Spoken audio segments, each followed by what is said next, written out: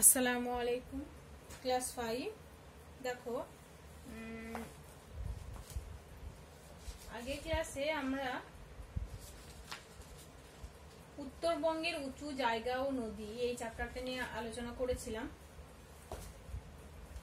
আজকে আমরা পশ্চিমবঙ্গের বিভিন্ন শহর, বিভিন্ন জেলা সদর আর সেই জেলা সদর কি মানে কি জন্য বিখ্যাত, কি কি রয়েছে সেগুলো নিয়ে আলোচনা করব। দেখো, সাধারণত জনবসতিকে দুই ভাগে ভাগ করা যায়। একটা হচ্ছে গ্রাম্য জনবসতি আর একটা হচ্ছে শহর, মানে গ্রাম আর শহর এই দুই ভাবে ভাগ করা যায়। তাই তো তোমরা অনেকেই জানো গ্রাম কি আর শহর কি। গ্রামের পরিবেশ সম্পূর্ণ আলাদা, শহরের পরিবেশ সম্পূর্ণ আলাদা। তো শহর কাকে বলবো আমরা?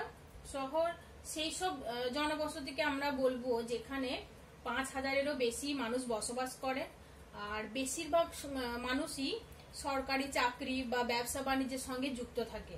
মানে কৃষিকাজ সেখানে হয় না বললেই চলে, তাই তো, শিল্পের সঙ্গে যুক্ত থাকেন। তো এরকম জনবসতিকে আমরা শহর বলি। আর গ্রামের ক্ষেত্রে কি হয়, 5,000-এর থেকেও জনসংখ্যা কম হয়, 5,000-এর থেকে কম জনসংখ্যা বিশিষ্ট জনবসতি হয়।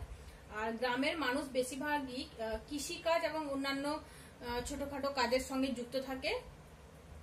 আর গ্রামের কি হয়, রাস্তাঘাট এইসব কাঁচা হয়। এখন যদিও গ্রামের রাস্তাঘাট আস্তে আস্তে পাকা হচ্ছে, কিন্তু শহরের রাস্তাঘাট ঘর বাড়ি বেশিরভাগই হচ্ছে পাকা হয়, তাই তো। তো এই হলো শহর আর গ্রামের পরিবেশ, দুটো আলাদা হয়। তো আমরা পশ্চিমবঙ্গ রাজ্যে বসবাস করি, আর পশ্চিমবঙ্গের সবচেয়ে বড় শহর হচ্ছে কলকাতা। কি বলতো? কলকাতা, তাই তো। পশ্চিমবঙ্গের সবচেয়ে বড় শহর হচ্ছে কলকাতা, আর এই কলকাতা হচ্ছে পশ্চিমবঙ্গের রাজধানী। কি পশ্চিমবঙ্গের রাজধানী কোনটা? কলকাতা। ঠিক আছে, এটা তোমরা মনে রাখবে, পশ্চিমবঙ্গের রাজধানী হচ্ছে কলকাতা। এছাড়াও কলকাতা ছাড়াও আরো বড় বড় শহর রয়েছে, মানে পশ্চিমবঙ্গের রাজধানী কলকাতা। এই শহর সম্পর্কে তোমরা অনেকেই জানো, এই শহর সারা পৃথিবী বিখ্যাত, তাই তো। এই কলকাতা শহরে অনেক কিছু রয়েছে। আর এছাড়াও কলকাতা ছাড়াও আরো অনেক বড় বড় শহর রয়েছে, যেমন আসানসোল রয়েছে, জলপাইগুড়ি রয়েছে, আলিপুরদুয়ার রয়েছে। তো এই যে শহরগুলো, সেই সব শহরগুলো কোন কোন জেলায় অবস্থিত এবং এই শহরের বিশেষ বিশেষ বৈশিষ্ট্য কি, সেগুলোই আমি এবার বলবো। ঠিক আছে,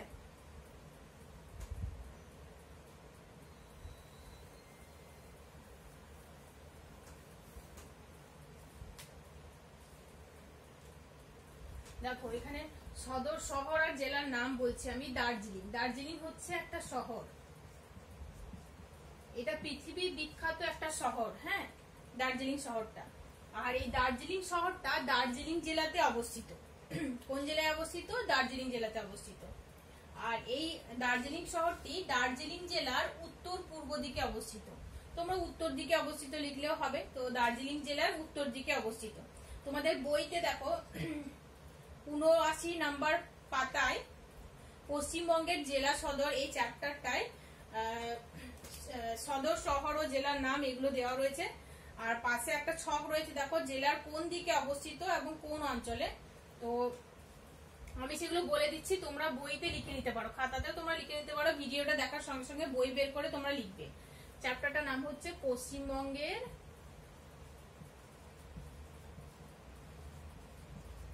জেলা সদর। ঠিক আছে, তো দেখো দার্জিলিং শহরটি দার্জিলিং জেলায় অবস্থিত। আর দার্জিলিং জেলার কোন দিকে অবস্থিত? দার্জিলিং জেলার উত্তর দিকে অবস্থিত। আর দেখো পাশে একটা ছক দেওয়া আছে, যে সেখানে লেখা আছে কোন অঞ্চলে। তো দার্জিলিং জেলাটা কোন অঞ্চলে অবস্থিত? দার্জিলিং জেলা পার্বত্য অঞ্চলে অবস্থিত। ঠিক আছে, এটা মনে রাখবে, দার্জিলিং জেলা পার্বত্য অঞ্চলে অবস্থিত,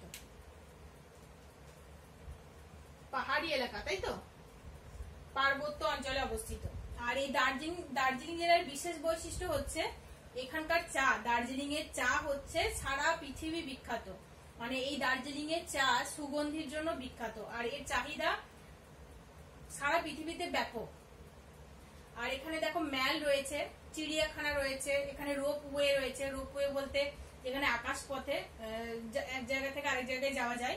তারপর এটা টয় ট্রেনের জন্য বিখ্যাত, এখানে চা বাগান রয়েছে, ঘুম রেল স্টেশন রয়েছে, পৃথিবীর উচ্চতম রেল স্টেশন ঘুম, তো সেটা রয়েছে দার্জিলিং শহরে। আর এটি টাইগার হিলের জন্য বিখ্যাত। আর এই দার্জিলিং থেকেই বরফে ঢাকা কাঞ্চনজঙ্ঘা পর্বত দেখা যায়। কি পর্বত দেখা যায়? বরফে ঢাকা কাঞ্চনজঙ্ঘা পর্বত। তো এটাই হচ্ছে দার্জিলিং এর বিশেষ বৈশিষ্ট্য। দার্জিলিং জেলা তাহলে দার্জিলিং শহরটি দার্জিলিং জেলায় অবস্থিত, জেলার উত্তর দিকে অবস্থিত, আর এটি পার্বত্য অঞ্চলে অবস্থিত। ঠিক আছে, আর এই শহরের বিশেষ বৈশিষ্ট্য আমি বললাম। তো আমি যেগুলো বলছি তোমরা বইয়ে ওই যে ছকটা রয়েছে সেখানে লিখে নাও। তারপরে দেখো নেক্সট রয়েছে জলপাইগুড়ি। জলপাইগুড়ি একটা ভারত মানে পশ্চিমবঙ্গের একটা বিশেষ শহর, বিখ্যাত শহর। আর জলপাইগুড়ি শহরটিও জলপাইগুড়ি জেলাতে অবস্থিত। জলপাইগুড়ি জেলাটি মানে জলপাইগুড়ি শহরটি জলপাইগুড়ির উত্তর দিকে অবস্থিত। ঠিক আছে, জলপাইগুড়ি শহরটি জলপাইগুড়ি জেলার উত্তর দিকে অবস্থিত, আর এটিও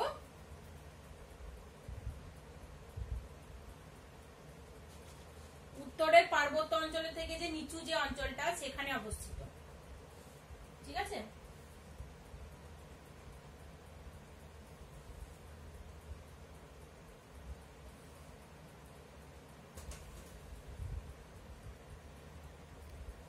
তো জলপাইগুড়ি কোন অঞ্চলে অবস্থিত? জলপাইগুড়ি তরাই অঞ্চলে অবস্থিত। আগের ক্লাসে আমি বলেছিলাম তরাই অঞ্চল স্যাঁতসেঁতে ভূমি, তো জলপাইগুড়ি তরাই অঞ্চলে অবস্থিত। ঠিক আছে, এরপর দেখো রয়েছে আলিপুরদুয়ার।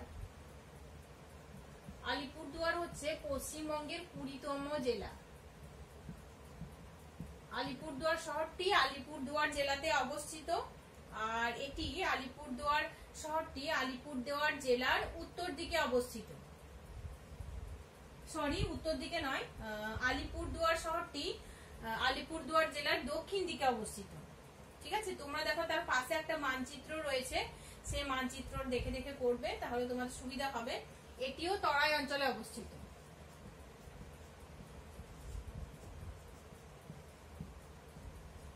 জলপাইগুড়ির বিশেষ বৈশিষ্ট্যটা বলা হলো না। এই শহরের বিশেষ বিশেষ বৈশিষ্ট্য হচ্ছে এই শহরটি তিস্তা এবং করলা নদীর তীরবর্তী শহর। তিস্তা নদী এবং করলা নদীর তীরেই এই শহরটা গড়ে উঠেছে। কোন শহরটা? জলপাইগুড়িটা। আর এখানে জেলা হাসপাতাল রয়েছে, আর ফার্মেসি কলেজ রয়েছে, সরকারি ইঞ্জিনিয়ারিং কলেজও রয়েছে জলপাইগুড়িতে। এরপর দেখো আলিপুরদুয়ার। আলিপুরদুয়ারটা তরাই অঞ্চলে অবস্থিত, আর এর বিশেষ বৈশিষ্ট্য হচ্ছে এটাকে মানে আলিপুরদুয়ার বক্সা অরণ্যের প্রবেশদ্বার। কি অরণ্য? বক্সা অরণ্যের প্রবেশদ্বার। আলিপুরদুয়ার হচ্ছে বক্সা অরণ্যের প্রবেশদ্বার। তোমাদেরকে বক্সার বাগবনের কথা আমি বলেছিলাম, তো বক্সা অরণ্যের প্রবেশদ্বার হচ্ছে আলিপুরদুয়ার। এই বৈশিষ্ট্যগুলো খুবই ইম্পর্টেন্ট, এই বৈশিষ্ট্যগুলো ভালো করে পড়বে। আর এই আলিপুরদুয়ারে গুরুত্বপূর্ণ রেলওয়ে জংশন রয়েছে। এটা বিখ্যাত পর্যটন কেন্দ্র। পর্যটন কেন্দ্র হচ্ছে যেটা আমরা ঘুরতে যাই, কোনো জিনিসকে আমরা পর্যটন করতে যাই। দার্জিলিং অনেক সময় ঘুরতে যায় না, ভ্রমণ করতে যায়, তো এটা ঠিক ওরকমই পর্যটন কেন্দ্র। ঠিক আছে, মানুষ ওখানে গিয়ে পিকনিক করতে যায়, মানুষ ঘুরতে যায়। তারপরে এখানে ধান, চা, কাঠের বাণিজ্য কেন্দ্র রয়েছে। কোথায় বলো তো? আলিপুরদুয়ারে। আলিপুরদুয়ারে ধান, চা এবং কাঠের বাণিজ্য কেন্দ্র রয়েছে। ঠিক আছে, তো আলিপুরদুয়ার হলো। এরপরে রয়েছে দেখো কোচবিহার।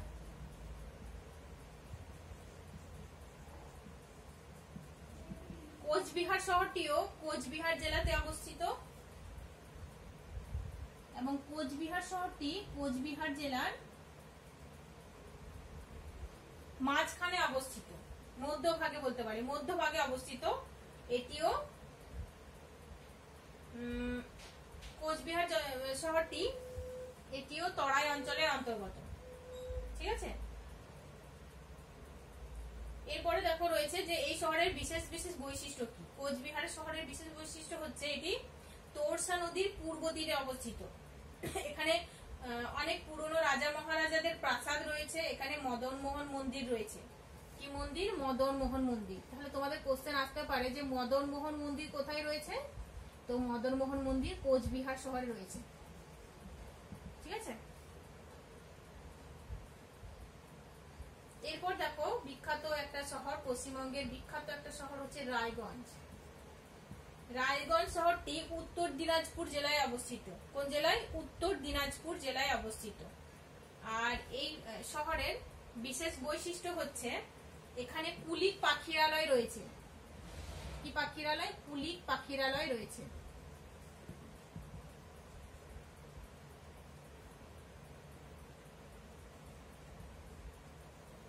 রায়গঞ্জের কুলিক পাখিরালয়ের কথা অনেকেই তোমরা শুনেছো।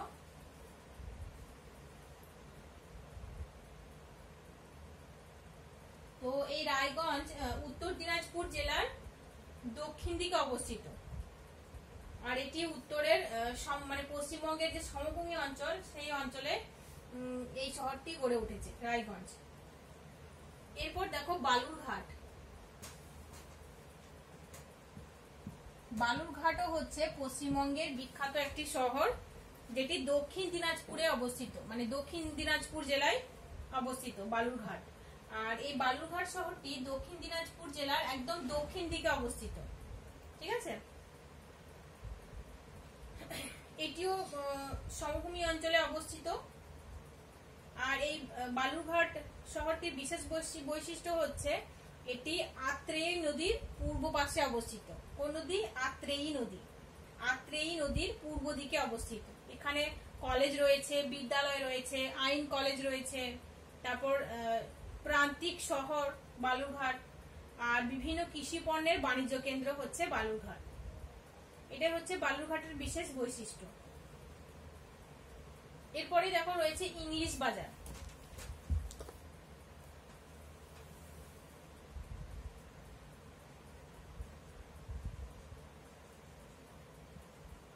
ইংলিশ বাজার পশ্চিমবঙ্গের মালদা জেলায় অবস্থিত একটি বিখ্যাত শহর।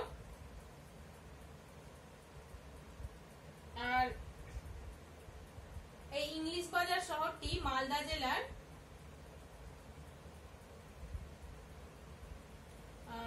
দক্ষিণ দিকে বলতে পারি, মানে মধ্যভাগে বা দক্ষিণ দিকের একটু উত্তরে অবস্থিত, মানে দক্ষিণ দিকে বলতে পারি, মালদা জেলার দক্ষিণ দিকে অবস্থিত ইংলিশ বাজার। আর এই শহরটি, ইংলিশ বাজার শহরটি মহানন্দা নদীর তীরে অবস্থিত। ইংলিশ বাজারকে আমের শহর বলা হয়। মালদা জেলা আমের জন্য বিখ্যাত, আমরা জানি তো, ফজলি আম, ফজলি। তো ইংলিশ বাজারকে আমের শহর বলা হয়। বিশাল বড় বড় আম বাগান রয়েছে, যে আম সারা পৃথিবীতে রপ্তানি করা হয়। তো এই ইংলিশ বাজার শহরের বিশেষ বৈশিষ্ট্য আমরা কি জানলাম? এটি মহানন্দা নদীর তীরে অবস্থিত, একে আমের শহর বলা হয়। এখানে বিশ্ববিদ্যালয় রয়েছে, কলেজ রয়েছে, ইঞ্জিনিয়ারিং কলেজ রয়েছে, তারপর মেডিকেল কলেজ রয়েছে, হাসপাতাল রয়েছে, পলিটেকনিক কলেজ রয়েছে। এটা হচ্ছে ইংলিশ বাজারের বিশেষ বিশেষ বৈশিষ্ট্য।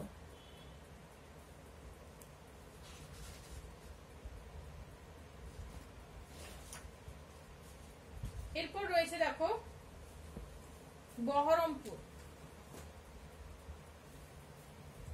বহরমপুর শহরটি কোন জেলায় অবস্থিত? বহরমপুরের নাম আমরা অনেকেই শুনেছি, এটি মুর্শিদাবাদ জেলায় অবস্থিত, তাই তো? বহরমপুর শহরটি মুর্শিদাবাদ জেলায় অবস্থিত। আর এই বহরমপুর শহরটি মুর্শিদাবাদ জেলার মধ্যভাগে অবস্থিত, মাঝখানে অবস্থিত। আর এটি রাঢ় অঞ্চলের অন্তর্গত। ঠিক আছে, মুর্শিদাবাদের এই শহরটি রাঢ় অঞ্চলের অন্তর্গত। এই অঞ্চলের বিশেষ বৈশিষ্ট্য হচ্ছে বহরমপুর শহরটি ভাগীরথী নদীর তীরে অবস্থিত। আর বহরমপুর রেশম শিল্পের জন্য বিখ্যাত। রেশম শিল্প, তারপরে এখানে পিতলের বাসনকোসন তৈরি হয়, বাসনপত্র তৈরি হয়। তো পিতলের বাসনের জন্য এই বহরমপুর শহরটি বিখ্যাত। ঠিক আছে, এরপর দেখো, এগুলো মুছে দিচ্ছি আমি, এগুলো তোমাদের হয়ে গেছে। এরপর রয়েছে দেখো সিউড়ি। সিউড়ি নামটা অনেকেই তোমরা শুনেছো। সিউড়ি পশ্চিমবঙ্গের বীরভূম জেলায় অবস্থিত একটি শহর। তাহলে সিউড়ি শহরটি বীরভূম জেলায় অবস্থিত। আর সিউড়ির মোরব্বা তোমরা অনেকেই খেয়েছো। সিউড়ির মোরব্বা সারা পশ্চিমবঙ্গ বিখ্যাত, এটা তোমরা জানো। এটা হচ্ছে বিশেষ বৈশিষ্ট্য। আর এই শহরটি মানে সিউড়ি শহরটি তাঁত এবং সিল্কের কাপড়ের জন্য বিখ্যাত, মানে এখানে তাঁত ও সিল্কের কাপড় তৈরি হয়। আর এখানে রয়েছে মানে সিউড়ি শহর থেকে 12 কিলোমিটার দূরে বক্রেশ্বর তাপবিদ্যুৎ কেন্দ্র রয়েছে, যেখানে মন্দির রয়েছে। বক্রেশ্বর তাপবিদ্যুৎ কেন্দ্র অনেকেই ভ্রমণের জন্য যায়, দেখতে যায়।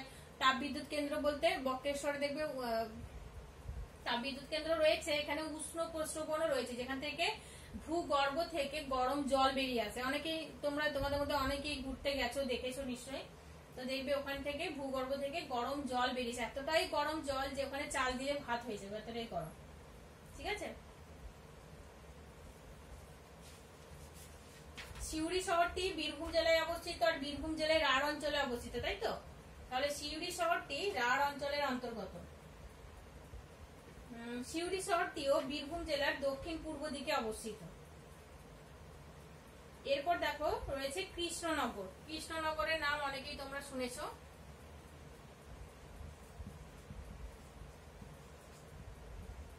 কৃষ্ণনগর মাটির পুতুলের জন্য বিখ্যাত, তাই তো? তোমরা অনেকেই কৃষ্ণনগর নামটা শুনেছো, যেখানে মাটির পুতুল পাওয়া যায়। আর কৃষ্ণনগর শহরটি নদিয়া জেলায় অবস্থিত।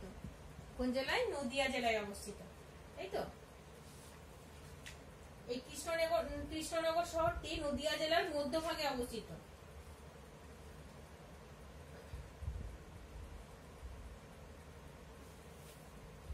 আর এটি নদিয়া জেলার মানে কৃষ্ণনগরের বিশেষ বৈশিষ্ট্য হচ্ছে মাটির পুতুল, আর একটা হচ্ছে সরপুরিয়া। সরপুরিয়ার জন্য বিখ্যাত। ঠিক আছে, এরপর দেখো রয়েছে বর্ধমান জেলা। বর্তমানে বর্ধমান কিন্তু দুই ভাগে বিভক্ত, একটা হচ্ছে পূর্ব বর্ধমান আর একটা হচ্ছে পশ্চিম বর্ধমান। তো এখানে যেহেতু বর্ধমান রয়েছে তোমাদের টেক্সট বইয়ে, তো আমি তোমাদের বর্ধমান সম্পর্কে বলছি। তো বর্তমানে কিন্তু দুটি জেলা, একটা হচ্ছে পূর্ব বর্ধমান, একটা হচ্ছে পশ্চিম বর্ধমান, এটা তোমরা মনে রাখবে। তো বর্ধমানকে মানে পূর্ব বর্ধমান জেলাকে ধানের গোলা বলা হয়। কেন বলা হয়? কারণ বর্ধমান হচ্ছে মানে বর্ধমান জেলায় প্রচুর পরিমাণে ধান চাষ হয়, ধান উৎপন্ন হয়, সেই জন্য বর্ধমানকে মানে পূর্ব বর্ধমান জেলাকে ধানের গোলা বলা হয়। ঠিক আছে, তোমরা মনে রাখবে। তো যে বর্ধমান যে শহরের কথা আমি বলছি, সেই শহরটি পূর্ব বর্ধমান জেলায় অবস্থিত। কোন জেলায়? পূর্ব বর্ধমান জেলায় অবস্থিত। আর এটি সীতাভোগ আর মিহিদানার জন্য বিখ্যাত। ঠিক আছে, আর এটিও রাঢ় অঞ্চলের অন্তর্গত। এরপর দেখো বাঁকুড়া। বাঁকুড়া শহরের কথা আমরা অনেকেই শুনেছি। বাঁকুড়া শহরটিও বাঁকুড়া জেলায় অবস্থিত। বাঁকুড়া শহরটি বাঁকুড়া জেলায় অবস্থিত। এই বাঁকুড়া মানে শহরে বিশাল বড় হাসপাতাল রয়েছে। আর এই বাঁকুড়া টেরাকোটা শিল্পের জন্য বিখ্যাত, মানে মাটির কাজ করা হয় এখানে, মাটির হাঁড়ি কুড়ি তার উপর নকশা করা হয়, তো সেটাকে বলা হয় টেরাকোটা শিল্প। তো এটি টেরাকোটা শিল্পের জন্য বিখ্যাত। আর বাঁকুড়া জেলাটি মানে বাঁকুড়া জেলার উত্তর পশ্চিম দিকটা মানে পশ্চিম দিকের পুরোটাই মালভূমি অঞ্চলের অন্তর্গত। পশ্চিমবঙ্গের যে মালভূমি অঞ্চল, তো সেই মালভূমি অঞ্চলের অন্তর্গত। ঠিক আছে, আর এখানকার বাঁকুড়া শহরের বিশেষ বৈশিষ্ট্য হচ্ছে এটি টেরাকোটা শিল্পের জন্য বিখ্যাত। এরপর রয়েছে পুরুলিয়া। পুরুলিয়া শহরটিও তোমরা শুনেছো, নাম শুনেছো।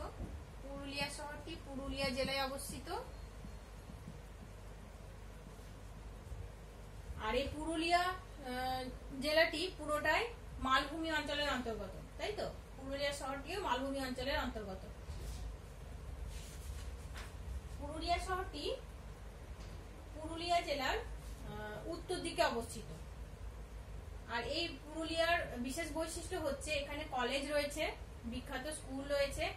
আর এই পুরুলিয়া ছৌ নাচের জন্য বিখ্যাত, এটা তোমরা মনে রাখবে। ছৌ নাচ সারা পৃথিবী বিখ্যাত। মুখোশ পরে নাচের দুদিকে মুখোশ থাকে দেখবে, তো সেই ছৌ নাচের জন্য বিখ্যাত। আর এখানে অযোধ্যা পাহাড় রয়েছে, পুরুলিয়াতেই কি রয়েছে? অযোধ্যা পাহাড় রয়েছে, তাই তো? অযোধ্যা পাহাড়ের জন্য পুরুলিয়া বিখ্যাত। অযোধ্যা পাহাড়ের নাম আমরা অনেকেই শুনেছি।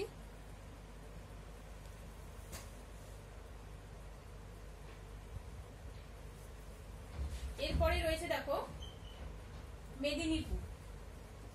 মেদিনীপুর শহরটি পশ্চিম মেদিনীপুর জেলায় অবস্থিত। কোন জেলায়? পশ্চিম মেদিনীপুর জেলায় অবস্থিত। আর এই শহরটি মানে পশ্চিম মেদিনীপুর জেলাটি সমভূমি অঞ্চলের অন্তর্গত। মেদিনীপুর শহরটি পশ্চিম মেদিনীপুর জেলার মধ্যভাগে অবস্থিত। আর এর বিশেষ বৈশিষ্ট্য হচ্ছে এখানে মাছের ব্যবসা, মৎস্য বাণিজ্য কেন্দ্র রয়েছে। আর এটি কংসাবতী নদীর তীরে অবস্থিত। ঠিক আছে, এরপর দেখো মেদিনীপুর হলো, এরপর দেখো এটা মুছছি আমরা, এটা হয়ে গেছে। এরপর হচ্ছে তমলুক। তমলুক শহরটি পূর্ব মেদিনীপুর জেলায় অবস্থিত একটি বিখ্যাত শহর। এটিও সমভূমি অঞ্চলে অবস্থিত। আর এর বিশেষ বৈশিষ্ট্য হচ্ছে মানে তমলুক শহরের বিশেষ বৈশিষ্ট্য হচ্ছে এই এখানে ডিগ্রি কলেজ রয়েছে, তারপর পান, ধান, কলা, বিভিন্ন ধরনের ফুল আর ইলিশ মাছের বাণিজ্য কেন্দ্র রয়েছে তমলুকে। আর তমলুকের আদি নাম হচ্ছে তাম্রলিপ্ত। এটা খুবই ইম্পর্টেন্ট, তোমরা মনে রাখবে। এর আদি নাম কি ছিল? তমলুকের আদি নাম ছিল তাম্রলিপ্ত। এটা মনে রাখবে, এটা আমরা ইতিহাসে দেখবে পড়েছি, তোমরা দেখবে একটু বড় হয়ে তোমরা পড়বে। তমলুকের আদি নাম হচ্ছে তাম্রলিপ্ত। ঠিক আছে, তো এই শহরটি রূপনারায়ণ নদীর তীরে অবস্থিত ছিল এক সময়। কোন এক সময় এটি রূপনারায়ণ নদীর তীরে অবস্থিত ছিল, তারপরে মনে হয় ওই জায়গাটা নদীটা মজে গেছে। আর এখানে ডিগ্রি কলেজ রয়েছে। এরপর পশ্চিমবঙ্গের আরেকটা বিখ্যাত শহর হচ্ছে হাওড়া। হাওড়া শহরের নাম আমরা অনেকেই শুনেছি। হাওড়া শহরটি হাওড়া জেলায় অবস্থিত, পশ্চিমবঙ্গের বিখ্যাত একটি শহর। আর এই শহরটি, হাওড়া শহরটি হুগলি নদীর তীরে অবস্থিত। এখানে বোটানিক্যাল গার্ডেন রয়েছে, তারপর বিশাল বড় রেলওয়ে জংশন, রেলওয়ে স্টেশন রয়েছে, তাই তো? হাওড়া স্টেশনের কথা আমরা শুনেছি। এরপর হচ্ছে চুঁচুড়া। চুঁচুড়া শহরটি হুগলি জেলায় অবস্থিত। কোন জেলায়? হুগলি জেলায় অবস্থিত। চুঁচুড়া শহরটি হুগলি জেলায় অবস্থিত। এটিও সমভূমি অঞ্চলের অন্তর্গত, সমভূমি অঞ্চলে অবস্থিত। আর এই হুগলি নদীর তীরে জিটি রোডের দুপাশে শহর এটি, চুঁচুড়া শহরটি। আর এখানে বিভিন্ন ধরনের দর্শনীয় স্থান রয়েছে যেখানে মানুষ ঘুরতে যায়। এরপর পশ্চিমবঙ্গের আরেকটা বিখ্যাত শহরের নাম আমি বলবো, সেটা হচ্ছে বারাসাত। কি? বারাসাত। তো বারাসাত শহরটি উত্তর 24 পরগনা জেলায় অবস্থিত। কোন জেলায়? উত্তর 24 পরগনা। এটিও সমভূমি অঞ্চলের অন্তর্গত। এর বিশেষ বৈশিষ্ট্য হচ্ছে, বারাসাত শহরের বিশেষ বৈশিষ্ট্য হচ্ছে এটি কৃষিজ পণ্যের বাণিজ্য কেন্দ্র। বারাসাত হচ্ছে কৃষিজ পণ্যের বাণিজ্য কেন্দ্র। এরপর দেখো আলিপুর। আলিপুর হচ্ছে পশ্চিমবঙ্গের বিখ্যাত একটা শহর, যেটি দক্ষিণ 24 পরগনা জেলায় অবস্থিত।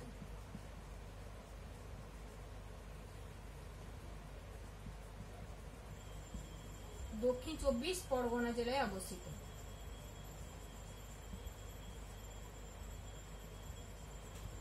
দেখো আলিপুর কথাটা আজকে শুনলাম, এর আগে আমরা আলিপুর দুয়ার একটা জেলার নাম শুনেছি, তো সেটা উত্তরবঙ্গে অবস্থিত। সেটা হচ্ছে আলিপুর দুয়ার, আর এটা হচ্ছে আলিপুর। এই আলিপুর দক্ষিণ 24 পরগনা জেলায় অবস্থিত। ঠিক আছে, আর এটিও সমভূমি অঞ্চলের অন্তর্গত। আর এর বিশেষ বৈশিষ্ট্য হচ্ছে এখানে জাতীয় পাঠাগার রয়েছে। পাঠাগার বলতে লাইব্রেরি। এখানে চিড়িয়াখানা রয়েছে, এখানে টাঁকশাল রয়েছে। তো তোমাদের এরকম কোশ্চেন আসতে পারে যে পশ্চিমবঙ্গের টাঁকশাল কোথায় রয়েছে, তো সেটা হচ্ছে আলিপুরে। আলিপুর দুয়ার লিখবে না কিন্তু, আলিপুর দুয়ার লিখলে 0 পাবে, আলিপুর লিখতে হবে। আর এখানে বিশ্ববিদ্যালয় রয়েছে, হাসপাতাল রয়েছে, এখানে আবহাওয়া দপ্তর রয়েছে, আবহাওয়া অফিস রয়েছে। ঠিক আছে, আবহাওয়া দপ্তর মানে আবহাওয়া সংক্রান্ত আমরা তথ্য পাই যেখান থেকে, মানে আজকে বৃষ্টি হবে কি হবে না, আজকে মানে আবহাওয়াটা কেমন থাকবে, উষ্ণতা কতটা থাকবে, উষ্ণতা কি খুব গরম হবে নাকি ঠান্ডা হবে, ঝড় হবে কিনা, এগুলো আমরা এই আলিপুরের যে আবহাওয়া দপ্তর থেকেই পাই। ঠিক আছে, এরপর দেখো হচ্ছে কলকাতা। কলকাতা হচ্ছে পৃথিবী বিখ্যাত একটা শহর, যেটি কলকাতা জেলায় অবস্থিত। আর এটিও সমভূমি অঞ্চলে অবস্থিত। আর এই কলকাতা শহরের বিশেষ বৈশিষ্ট্য হচ্ছে এটি পশ্চিমবঙ্গের রাজধানী শহর, আর কলকাতা হুগলি নদীর তীরে অবস্থিত। আর একটা শহর ছিল যেটা হুগলি নদীর তীরে অবস্থিত ছিল, সেটা কি বলতো, হাওড়া, তাই তো। তো কলকাতা হুগলি নদীর তীরে অবস্থিত, এটি রাজধানী শহর। এখানে রাজভবন রয়েছে, মিউজিয়াম রয়েছে, ইডেন গার্ডেন রয়েছে, ফোর্ট উইলিয়াম কলেজ রয়েছে, তারপর পাতাল রেল রয়েছে। প্রথম পাতাল রেল এই কলকাতাতেই চালু হয়, এটা আমরা অনেকেই জানি, তাই তো। এখানে বন্দর রয়েছে, মানে বিমান বন্দর রয়েছে, তারপর এখানে ওই সমুদ্র বন্দর রয়েছে, যেখান থেকে বড় বড় জাহাজ যেখানে নোঙর করে, তাই তো।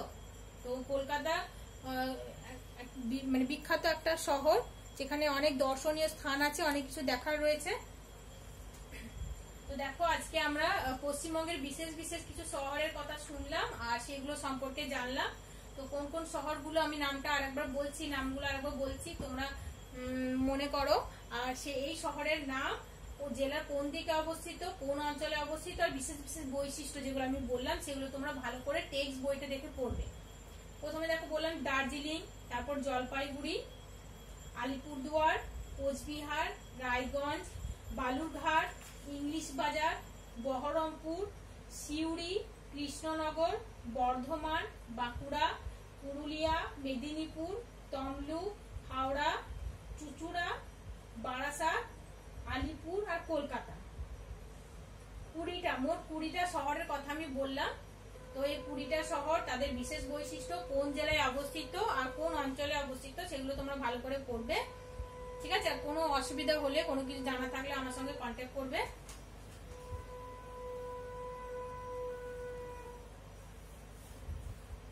আজকে এটুকুই থাক, আর নেক্সট ক্লাসে আমরা ইনশাআল্লাহ পরের চ্যাপ্টার শুরু করব। আসসালামু আলাইকুম।